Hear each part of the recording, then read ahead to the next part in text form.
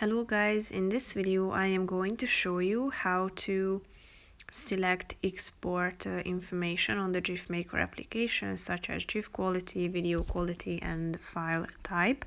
But first I just want to mention, don't forget to subscribe to my channel, because at 10,000 subscribers I am going to show you my whole YouTube revenue statistics and growth strategy, how to make money online. So let's jump into it.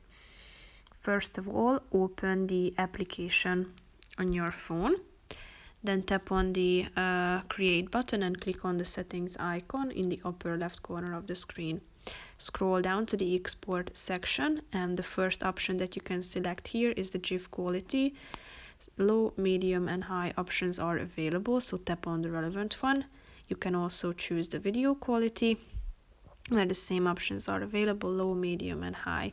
You can also select the file type. You have two options here, so all you have to do is tapping on the relevant option and then click on the X button in the upper left corner of the screen to go back to the home page.